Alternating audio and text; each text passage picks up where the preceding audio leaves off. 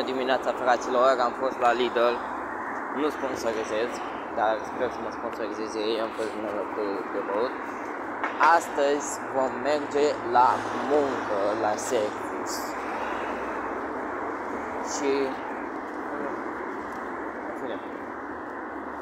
Și vă vom arăta cum decurge ziua de astăzi. Sperăm să avem de lucru astăzi, pentru că noi, în general, bine, nu zic că nu e de lucru, este de lucru, numai că nu prea vin clienți. Și de asta vă spun. Acum, să vedem. O să mergem la service, să vedem ce și cum.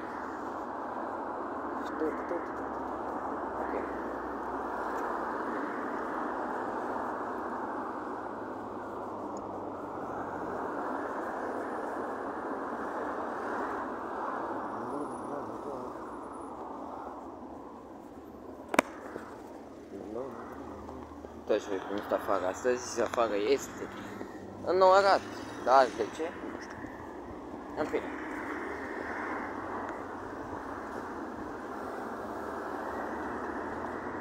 Hai să traversăm și noi.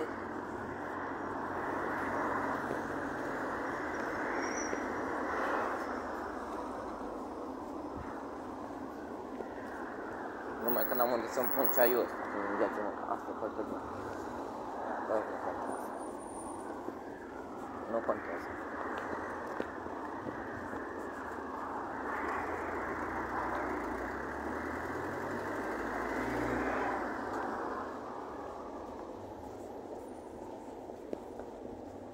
Gâlul.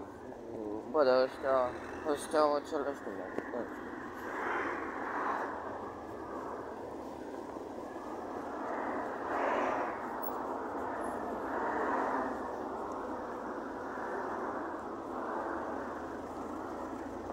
Nu uitați să dați acolo like, ceva frumos, ceva abonați, Deci dacă facem la primul videoclip, adică la ăsta, dacă facem, să zic, stați așa, să zic,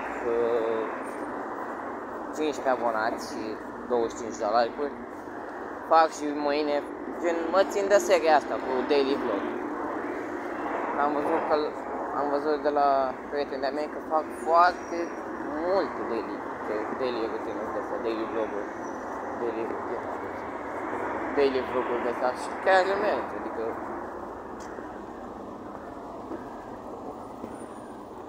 eroina, Astăzi este o zi destul de greuță pentru că ne ascultă maestrul la practică și n-am învățat niciun plecat.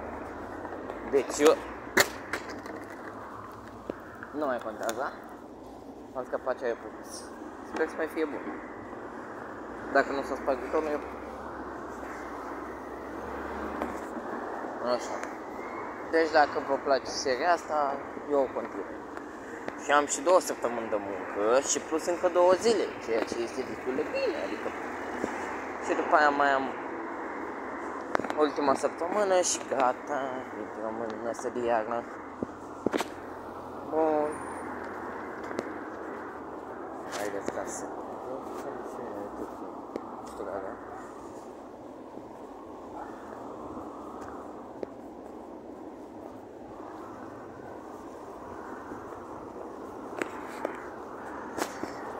Este ora 7:30 când fac daily vlog-ul, pentru că eu numai dimineață ajung. Pe la 7 fără ceva, eu sunt în oraș. Și... Ok. Și... trebuie să mă duc mereu la Lidl să-mi merg ceva de mâncare, de băut. Dar în fine, asta nu mai contează. Că încep la 8, asta e partea a doua. Mă duc acum, mă schimb și vă arăt și outfit-ul pe care o să-l am aceste 2 săptămâni. Niauz! Tigu, mă!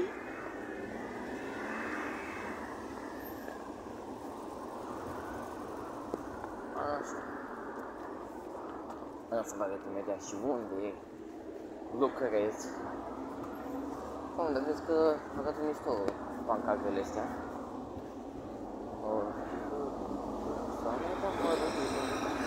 Mama mea. Ok, acum așteptăm să vedem cine a făcut.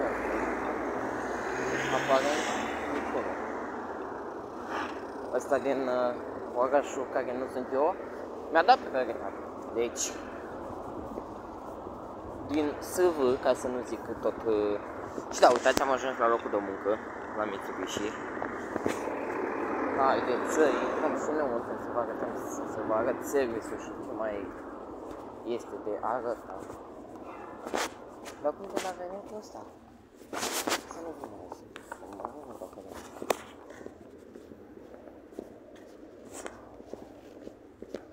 Cred că face geometrie la noi. Vestiarul unde se schimbă băieți. Ok. Haideți să vă arăt un stop.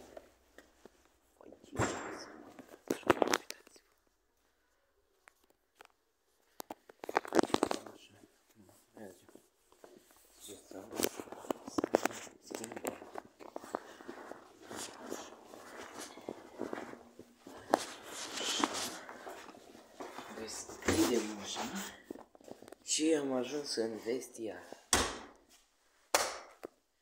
Ia uitați aici. Deci ăsta este vestiarul în care noi facem practică. Bine că nu numai noi facem, fac și ăștia de 11. Da, în fine. Așa. Haideți să vă arăt și outfit-ul de azi.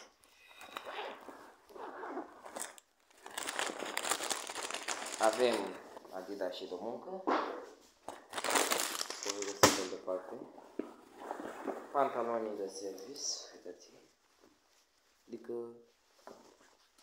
nu sponsorizez Modif. Nu sponsorizez. Nu ierteți, mi-a și spărat o băgă. Și bluza. Și evident, ca să nu ne murdărim pe mâini frumos. Avem și mănuși. Bine, că să le-am gândit. Dar unde dracu mi-a doua mănușă? Aici, pe asta am văzut o mănușă. Da. Haideți să ne schimbăm. Să-ți așa fac tot portofelul, cu bani, cu bani. Da. Așa. Să ne dăm de jos. Să o așezăm frumos. Așa, băgăm un geantă. Așa. Bun. Mânușa am zis că o dau deoparte momentan, pentru că să mă îmbrac cu bluza. Mai întâi, deci cu bluza o să mă îmbrac. Ok, că am dat telefonul pe jos.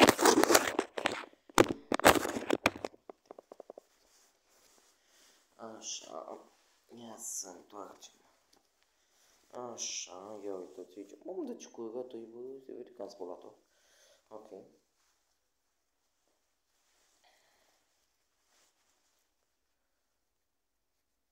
Haide, mă. Așa.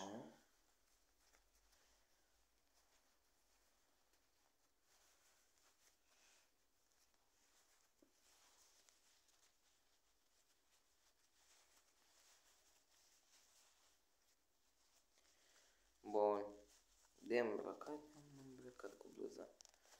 Acum trebuie să ne îmbrăcăm cu pantalonii. Dar mai întâi ne dăm Adidas și cu care am mers și ne încălțăm cu Adidas și de muncă, de service, cum ar veni. Așa, unul încălțat și cu al doilea. Bun, deci de încălțat m-am încălțat. Acum, stați să așez mai întâi cureaua la asta, că văd că mi se cam descentra și nu știu de ce. Bun. Am să o bag înăuntru aici, în chestia asta, nu știu cum îi zice, în bărnetul ăsta, stați așa să mai. Așa, bun. Merg aici. Da. Ceva nu-i bine. Ori am pus-o invers.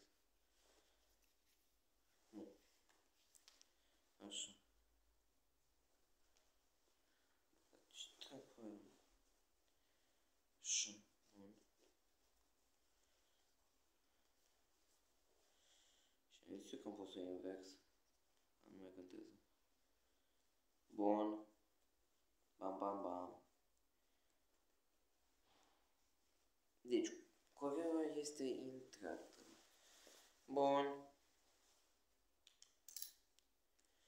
O să mă îmbrac și vedem dacă mai trebuie strânsă sau nu.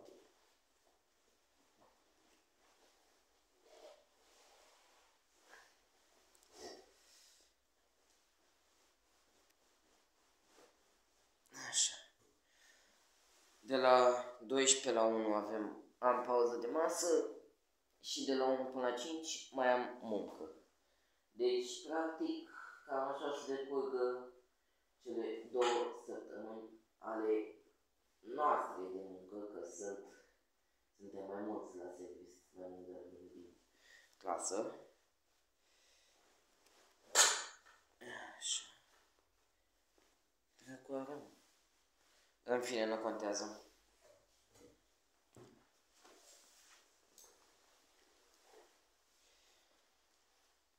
Am piciorul.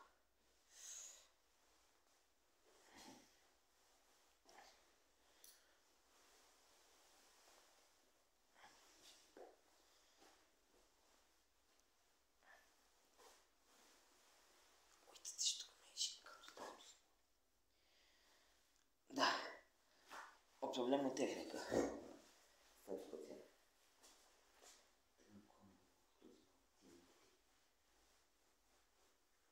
Auzi.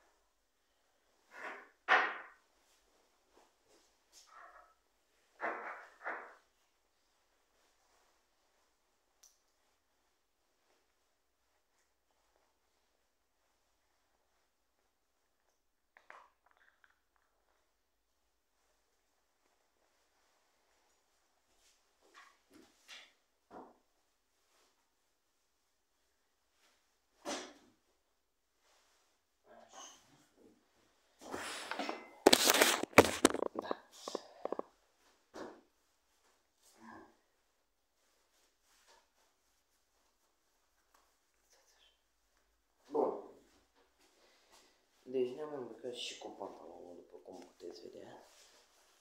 Bun, e bine. Închidem. Nu mai închidem. Așa. Da, nu trebuie să mai fac outfit, că deja ați văzut. Dar trebuie să vă mă fac.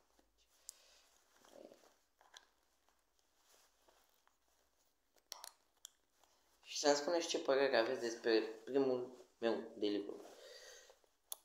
Bun, s-a închis și vedem una. Haideți să facem și aici. Deci avem bluza de salopetă.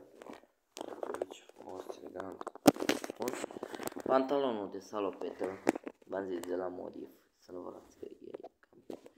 Așa, cu Adidas și de ăștia Adidas. Dar cel puțin era Adidas. Și cu mănușa. Și cu asta. Cam atât a fost și cu acest daily vlog. V-am zis, nu, să-mi scrieți în comentarii ce părere aveți despre daily vlogul meu. E primul. Și să-mi spuneți dacă vreți să mai continui.